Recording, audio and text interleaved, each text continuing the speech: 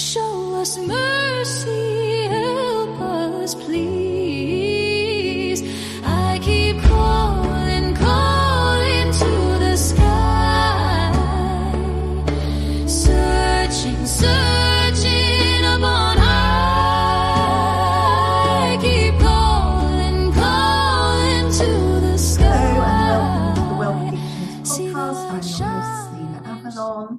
And just to remind you, you can subscribe to my mystery portal subscription, just £5.55 a month, for exclusive mystery readings, horoscopes, Akashic downloads, world predictions that I don't put anywhere else, and much more. The link is under this video. So we've got an amazing guest today. I've interviewed this lady before. She's very knowledgeable, very spiritual. She's a healer. She also hosts her own podcast, which is the Alison McWhinnie podcast, Business and Wellbeing. And here she is, Alison McWhinnie. So how are you, Alison? I'm really good, thank you. Glad it's a bit cooler today. Yes. With the heat. Yes. Thank you so much for inviting me back. I thoroughly enjoyed the first time I was on, and I'm very much looking forward to our chat now. It's always good to have you on, because actually we had a lot of good comments, good feedback in the last interview, and the viewers were sort of very excited to kind of hear more, and they were saying in the comments that they really enjoyed our conversation, our podcast, because it was like very informative. So Alison's a professional trained healer, very spiritual lady, also business skills, business lady, so has a good knowledge of politics and things, wars. So we're going to discuss what's come in the last week, all the predictions and all the big news headlines, what we think is going on as well. So if it runs out, I'm going to send you another link, Alison. Okay. Yeah, I will send you. So okay, so we start with Trump. So I made a prediction actually recently. It was on my mystery portal prediction that Iran were planning to assassinate Trump, and I'm actually getting this still will happen. It's come out that he's now saying he's the #1 target to be assassinated by Iran, and if they do assassinate him, he's instructing the US military to bomb Iran to smithereens. I mean, it's getting very violent now, Alison, isn't it? It is really, really violent. It's not even about people. It's like no respect, no interest in humanity. It's just ego now, isn't it, with this sort of language he's using? And the thing is as well, wherever bombs, are dispatched, they're landing quite often on ordinary members of the public. Women, children, ordinary families who are not directly caught up in whatever's going on. My heart goes out to them in this situation, because it must be horrendous living like that and living in that kind of fear. Just absolutely awful. Well, I was watching the footage of the bombardment, and it's just like US bombing Iran. It's obviously at the moment it's military bases, but they are hitting outside, because they don't always get the target they miss. They're laser guided, but they can be a few miles out. And it's just like, can you imagine at night you're sleeping and then you look out the window and it's just bombs, like Armageddon, apocalypse going on. And this is just Trump's ego. Yeah. And I can remember footage on one of the news bulletins where they bombed a school, and you could actually hear the screams of teachers, of children, as those bombs were landing. That is just horrendous. And he makes it about him. Yeah. So all the news this week is about Iran assassinating him. It's all about him. And then I'm going to now retaliate. And he's saying, I'm now retaliating. I'm going to bomb so not just military, but civilian. So the whole place. And I mean, I see mass, I actually predicted this last year, mass exodus, mass evacuation, sorry. People are just going to leave Iran, Tehran and all the main cities, because I'm seeing bombing. That ceasefire I knew wouldn't last long. And what was very interesting, I got the date of the 21st of June Well, the original, the first time he bombed, I got 21st of June, and that was the original one last year. But I actually got something with a 2 and a 1 this June. And it's interesting, he did the mass bombing, the sortie, on the 12th of July. So it was the 2 and the 1. Sometimes the numbers are mixed up, but I definitely saw like a mass sortie, and I'm seeing NATO getting involved, and RAF aircraft taking off, you know, the stealth bombers, fighter jets, and I'm seeing a mass bombardment of Iran. And I've been seeing this for 6 years, 8 years. Yeah. I always saw it, and he just won't stop until he gets what he wants. He wants control. And the Hormuz Strait he's now doing a toll, because I saw it being closed again. He's doing a toll it's not even his. Well, he's saying now is his. He thinks, I always make a joke, he thinks he's Captain Jack Sparrow. You know, Johnny Depp, Captain Pirates of the Caribbean. He's now charging, you know, just world ships, you know, international ships, cargo ships, to come into that Hormuz Strait. He's now charging, US have been ordered, US military, to charge a toll for them to come in. Isn't that interesting? It is interesting, very interesting. So, so this was my big prediction. Now, I actually do see a very big assassination attempt in August on Trump from Iran, but I see them foiling it. I see the US government foiling it, so he doesn't actually get assassinated, but I do see his life is in danger. I also feel that when he appears in public, that's not him. I think he's using doubles. Right. I actually think the real Trump is actually quite unwell. Yeah. You might not even see the real Trump after August. You might just see doubles. That's what they did with Biden, because the Biden double looks completely different to the real Biden, who I think is actually deceased, the real Biden, Joe Biden. But I think Trump, then what will happen? You'll see Vance taking over more. You'll see Vance in the news doing all the speeches for the war, leading the war. You won't see Trump doing it as much. You might see his double here and there, his clone. But I do think that there'll be an assassination attempt on him. Very, very, very dangerous situation, and affecting that war will affect the stocks and shares, the markets. And the oil prices will rocket. And the thing is, it drags other nations in on several levels, doesn't it? It's not just about Trump and Iran. You know, it does affect oil prices, energy, stocks and shares, and we all get dragged into this sort of situation, almost against our will, really. Yes, but it's to create there's a shadow elite above Trump, and it's to create a one world government. It's like an empire, like the Roman Empire. So they don't care who dies. They just want to take over that Canaanite land and parts of the Middle East, all that area, because that's where the resources and oil are. Greenland has a lot of resources, so he'll want Greenland as well. You'll see stuff with that. You'll see I still see a ship or something like a military exercise or so has gone wrong, like to scare them. Then he'll want to scare Denmark to hand over Greenland. I think in the end, Vance will do a treaty where America part own it with Denmark. I don't see a war there, but I see a treaty being made. But I think they will indirectly threaten with war if they don't sign the treaty. It's one of those. Yeah. This has been very dark at the moment in the energies. Now, Keir Starmer, I made a prediction. Now, all my time markers usually come in, especially the Starmer ones. I made a prediction a while ago that there would be the time marker for Keir Starmer exiting and a new Prime Minister being inducted, or something to do with a new Prime Minister, or Keir Starmer no longer being Prime Minister of the United Kingdom.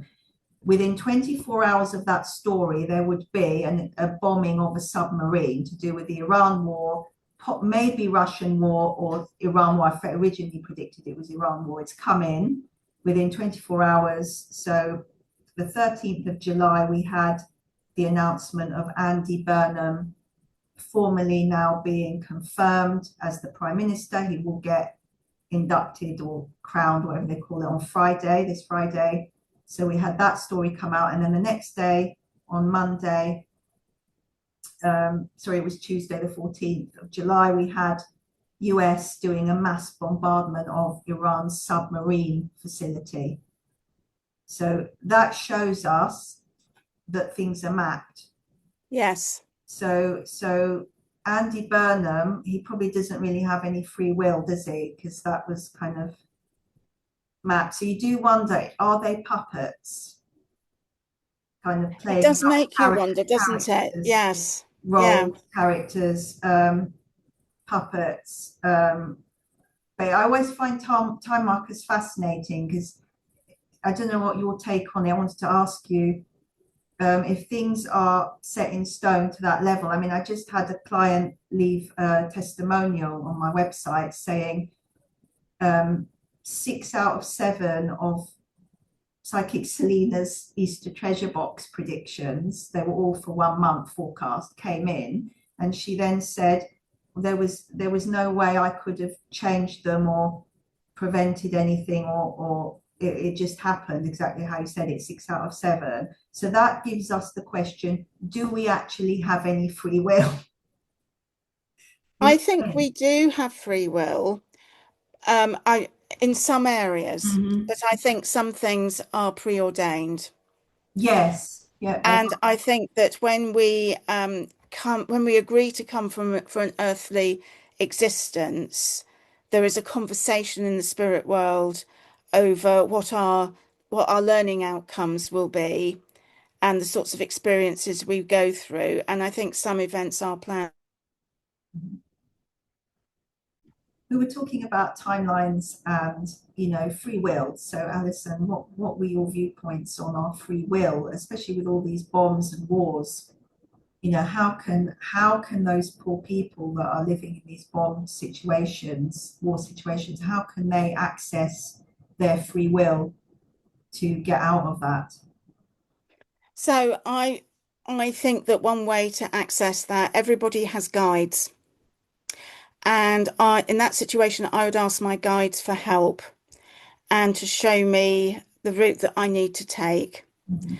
And sometimes that answer could come through a thought or something somebody else says, or it could come in a dream, or it could come as an intuition and a hunch, and I would follow that. We all have guides, every single one of us, but we need to ask for the help. They don't just automatically jump in. So I would ask for the help and sense of direction to move forward. Also, can we ask to the universe, like the Akashic record, what is the organic timeline I need to be on, or what do I need to do to escape a problem? It might not just be a war problem, it could be any issue in life. Yeah. We need to ask the universe connect more with the organic timelines, because a lot of people are very blinkered in their life. They kind of just go along with life and they're not really seeing what's there. That because there's I think there are multiple timelines, or there's the good timeline and then the inorganic one. There's always a positive or negative to every Mm. outcome or situation timeline. So how can we do that? How can we awaken ourselves to, I don't always fully do it, and I'm psychic. How can we awaken ourselves to know what is good for us and what isn't? I think it is about asking for that guidance. And I think practices like, for example, daily meditation can really help to still you to receive answers better. I find personally, not just necessarily during the meditation, but maybe a little later on. But you do need to ask the question. And sometimes, if I'm going through what I view as a negative situation, I also think, what learning outcome do I need to grasp as a result of this situation? What is this situation teaching me? And sometimes it's there for that reason. Now, I'm not saying that's the case in a war, but I'm just speaking very generally. And sometimes once you've learnt the lesson that you're supposed to learn, you can then move on. But I do think that I do think we have free will. I do think that. But I do think that some major things are preordained and mapped out. Mhm. So the people that kind of die in wars or these, even earthquakes or whatever the disaster is that can they avoid that? Can they prevent that if they knew what was coming? Like, what do you think? Like, even like the children or babies that die in wars, like how can they, or even how children and babies that get murdered or have, terrible lives, or how do they prevent it? Or is that to do with past lives, or is it to do with just being incarnated on the wrong timeline? My personal view is that before we come down here for the earthly experience, we sit with our guides and other spiritual beings and we map out our life. And some people are not meant to be with us for a long life. And we have exit points, and an earthquake could be an exit point, a war could be an exit point for that particular soul. And it could be that they have come and learnt all that they set out to come and learn during this earthly experience. And it's now time for them to go back to spirit. And chronologically, that can happen at different ages for us all. But is it if they're coming to Earth and it's the matrix timeline, the synthetic timeline, they're sort of trapped here. It's not going to be part of their evolution because they'll reincarnate and come back on the matrix timeline. Do you see? It's only until they come out of it and they're on an organic timeline, and then they won't have to be in all of that anymore. Do you understand what I mean? It's And almost like maybe that is part of hijack. their learning. Oh, right. So it's like a very deep lesson of how to Yeah, get out because people can suffer in different ways. Some people are going through it financially, they're going through it with war zones or in the country they live in, politically, health, all different things. So it's like they have to really, it will keep repeating. I mean, it keeps repeating until you can have millions of lives, can't you? Thousands of lives until you actually awaken. And there are certain points on our timeline where we have the option to awaken, but a lot of yes, people, absolutely. and everyone has that on their timeline, but they don't take it. But if they're small and then like baby and then they die, so that they wouldn't have that option, would they? Well, So not everyone has it. I think the soul will have already agreed to pass at a young age, and maybe part of that learning is for their family and how that death develops them and And how they grow from that. then they would come back and then Or they wouldn't necessarily come back straight away. They might stay in spirit for a while. so is it Um, constant but evolution? It's a constant evolution of the soul over millions of yeah, years. I think you've hit the nail on the head there. I think there is the constant evolution of the soul, and it is about growing and learning as a soul. And the unpleasant experiences, which, let's be honest, we all want to avoid if we can. But sometimes our greatest learning and our deepest learning can come from the setback, and Mm, our strength can come from the setback. good point. So it's better we look at how we can actually improve rather than focus on the Mm, past or the negative things in our life. Just focus on the kind of positive timeline, kind of our mindset. But do you think the war, all these pictures on the wall, I don't really watch the news. Obviously, I look online what's come in, my predictions, but I don't really watch the TV news thing. I used to when I was a kid, but I think do you think they put a lot of imagery on that is dark energy, like bombings and political stuff, like horrible stuff, murders? Do you think they do that on purpose to keep the vibration in fear, in a low vibration? Because there's not much happiness on the no, news, is there? I do think it's a case that bad, negative news stories sell more than good news. And so, you're far less likely to get a good news story on a news program. They will focus on what has gone wrong, and particularly where it's gone badly wrong. So a war will be right up there, and murder will be right up there. Is it they programmed humanity to be more interested in that than be interested in good things? Is how they programmed us, isn't it? I think it is as well. Maybe that's a self-protection thing kicking in there, in the sense of finding out what's going on so you can avoid it if it's something that could affect you personally. So you can take steps to protect yourself. And I think that there is a sort of drama element to it Mm. as well, and people are Um, attracted to dramas sometimes. mm. That's interesting because when you look on Netflix, the number ones on Netflix are always the serial killer documentaries. Yeah, Something on Michael Jackson or some scandal on someone, or you know what I mean? yeah. People prefer that, don't they? Bit of drama.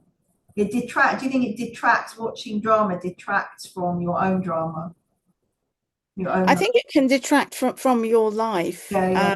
So, If you become too focused on drama. I mean, quite often I don't watch the news no, on it's not. TV No. because I just feel it is so negative and I don't want my life to be like that.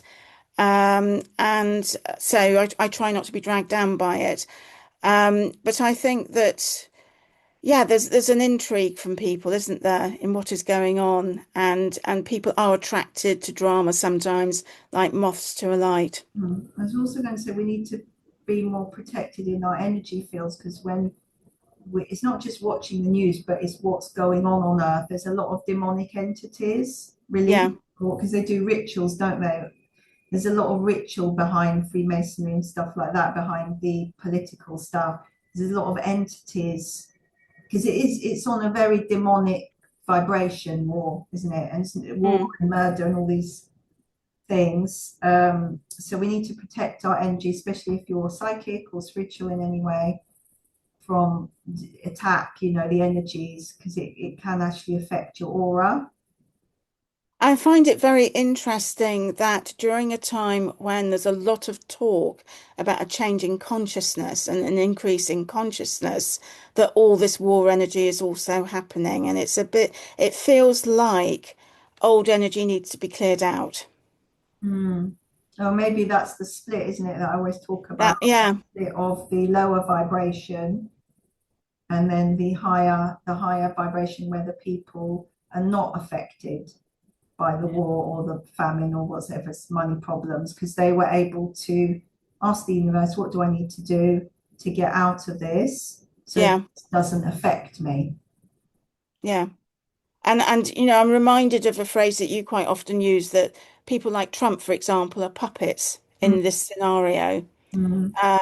And that makes a lot of sense to me. They're puppets, they're kind of they're dormant souls with AI programs. So Elon Yeah, Musk's that, he's an AI program.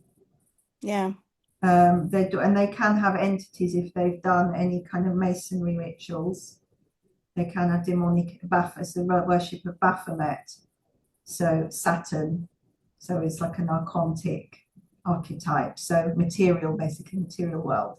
So they have entities, and a lot of their souls are very dormant. So it's not actually an activated soul. And sometimes the soul cannot be there at all. It's moved out, or it's just completely not there. And then other things can move in. mm, that makes a lot of sense. And that's why they behave in that way in the higher powers. And in higher powers, just generally, you see it in the church, Catholic Church, you see it in like businesses, companies, where anyone's got that power. It's almost like it's not them, it's like other things are moving, they're in some sort of program Mm, because the way they behave is not for humanity. Do you know what I mean? no. And when you think about political systems, like for example, the United States, you know, members of the public would have not voted any politician to take that country to war. That's, by and large, they wouldn't have done that. What they're interested in is improving their quality of Yeah. life and, The economy. being able to do good business and lead a good life. That's what the vast majority of people are interested in. We're Um, not interested about going to war. I think when Trump got in, he sort of they use like a hypnotic language, don't they, to tell people Yeah. that they are going to make the economy great, America great, and everything. But then when they start doing the war, they say, "Oh, I never said that exactly," and you're like, "Oh, but you're not doing what you said you were going to do." But then they say, "Oh, we didn't say that exactly," because they use a special language Yeah. to imply they're going to do it. It's very clever how they do it. It is very clever. He's not said let's make America great again for quite some time. No, he can't, Hey, can I've he? not heard What's going that. on? So No. so what's happening is it's not really about America or the people. It's about um, getting land, an empire like Nero, the Roman emperor Nero. There's a few Hmm. of them. They always die in horrible ways, these emperors, suicide, murder, poisoning. I always read up about it. Um, and they're all in AI programs, these emperors, and they're just there to lead that war, that army, military, to take as much land to create that empire. But of course, it's interesting. I compare it to the Roman Empire because the Roman Empire fell. So I wonder if they do that, 9 countries or whatever it is, make a US empire, and then that falls.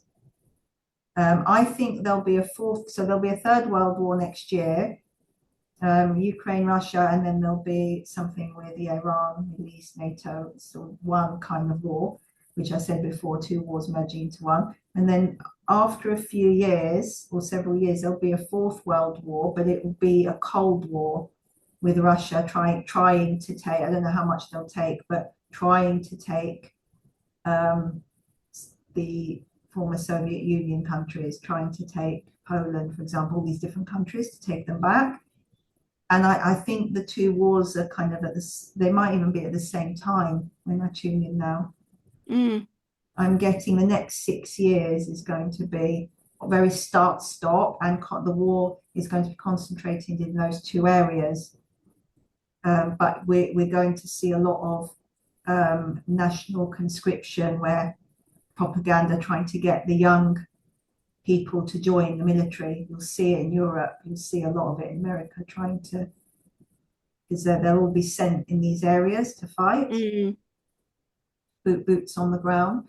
Do you know Trump? I can never imagine Trump doing, like, he gives the orders, but he's not physically fit, is he? I can't imagine him being in the Marines. He'd Like, fall asleep on duty. yeah, he'll fall asleep. Vance, I can imagine, but I can't imagine Trump. Like, what does he even know about war? Nothing. He can't even do one press up. No. Do you understand what I mean? He's not even a military trained person. I He bet doesn't you know he's never done anything. an attachment to any of them, on a shift. He's what? I bet you he's never done an attachment to any of the armed services on a shift. I'd be surprised. He's never been in the military in his life. That's No. what my point is. It's like he's giving all these orders, but he doesn't even know anything about the military. Mm. Nothing, not one thing. How it And works. it shows such a gap, doesn't it, in the Yeah. detachment of Mm. the person giving the orders without any real understanding of what that means to the person on the ground. Yes, that's very true. Yes, we should tell Trump that. He's not military trained, because in the olden days, I call it the olden days, originally the king would be military trained, or the emperor. Mm. They would have something, or it used to be in the medieval times, the king would lead the army, the battle, but there's absolutely no training whatsoever. I don't think he's even ever done a run, like running, or he's never been to a gym in his life. He plays golf, but he has to have someone to help him, doesn't he? Mm. He doesn't even carry the golf club, they carry it for him. So I just find that hilarious. Do you think people must have cottoned on to this? That how is this man orchestrating World War III, and he's not even got any military training? I know. You couldn't script it, could you? You really No. couldn't. So that's that. Now I'm just going to go through three before we talk about Anne Widdecombe. I'm going to talk just 3 more predictions that had come in, and they're slightly lighter hearted. Well, I don't know how light-hearted they are, but they're not about Trump. We had the Pope. So Pope Leo, I made a prediction that he would do an anti-war speech condemning the war with Iran war and all wars, and he actually did this week. These are all predictions that came in within the last 7 days. He made a very big speech condemning wars and tyranny and all of this. So this came in. We also had, this is a bit of a strange one. I predicted that there would be cocaine found in food. So it looked like pastries or donuts or something like sweet, something food. I saw it kind of rolled up, lots of them. And lo and behold, it came in a 67-year-old grandmother, I think this was in Africa, was found to have smuggled cocaine in lots of what looked like their plantains, like bananas. And there's loads of them. I don't know how she did it. She kind of cut them and stuffed all the cocaine, and they found it. Loads and loads of them, like giant bananas everywhere with all cocaine in it. So that came in. When they found them, had anybody eaten them? No, I don't. You're so funny, Alison. I don't think anyone dared eat them. No, but she was a 67-year-old grandmother. She clearly needed the money, didn't she? But what a silly thing to do, put them in the bananas, the plantains. And it was so funny. When I got that prediction, it was so clear. I posted it. It was so clear with, how it came through. But it just shows that's all mapped. And then we had the new color discovery. Now, I made a prediction in 2022, June 2022, that a new color spectrum with a spectrum of light specifically would be discovered. It's never been seen before, and it actually came in 2025, but I just found the article. It's not easy keeping up with all my predictions, Alison. I know you make so many. I know I don't even they come in. I have to find the videos, scroll back and find the videos. So the new color was discovered, and it was like a greenish blue, and it was a special spectrum of light, etc. So that came in. So now we're going to finish off by talking about Widdicombe and what we think has happened there. Now, I've made quite a few prediction videos on this, but it'd be interesting to see what your take on it. And I know I've spoken to you before about it, and we had a similar insight to each other on it. But I don't think, I'll just open it with, I don't think this man, whoever it is, the murderer, whoever he is, drove all that distance, 250 plus miles, to murder someone and then drive back. I don't think he did that without a motive or knowing her or knowing something about her. I don't think he just randomly did that. You don't just randomly do that, do you? It's too great a journey, isn't it, Yeah. to just do that? I felt from the very start there was a lot more to it than was coming through in the news. Right from the very start, when they first announced her passing, and they didn't say anything about how she had passed, I thought that was odd from the get-go. And I thought, oh, I wonder if this is a murder. And then, of course, things unfolded. And then I did get the sense of that she was alone, lying on the floor in her home for some time without anybody, finding her. And I think she was left for about a day, wasn't she, before somebody found her. And throughout all of this, and there'll be good reasons for it from the police side, I think there's a lot more to come out that we don't know, an awful lot more. And the police are rightly not saying everything because the investigation is ongoing, and so they don't want to scupper anything in that. But I think a lot more is there to be revealed. It's interesting. What I sensed before the information came out was that there was links to the attacker, the killer, being around the area where she lived, knowing the area, possibly hanging around, loitering, stalking. And what was interesting was they originally arrested the 26-year-old who turned out to be the brother of the 28-year-old. The 26-year-old lived in Devon or had been in the area she lived in. And the 28-year-old contacted the brother, I think, shortly after. There was contact after the murder. So I do wonder, I do wonder if they both were in it on it. I don't know, but I have a feeling that they had known of her for a while. and the man, whoever's done it, is like a fanatical stalker type madman. He may have had some sort of motive and been against the reform, like a hate crime, but I feel he was independent. I don't think he worked for any big organization. There's two reasons I think this. Firstly, they said he was in his home a lot and he didn't leave his home much, like a hermit. And secondly, it's the way he's murdered her. Now, when I tuned in, this is before they said how she was killed. They said she was found with injuries, but they didn't say how. I tuned in and I saw what looked like a baseball bat, a wooden baseball bat. And when the press then said that the police then disclosed how she was killed, it was with that the attacker was seen holding a wooden baton. So it wasn't a baseball bat, it was a wooden baton, which is a bit smaller, and that she was beaten, she was hit.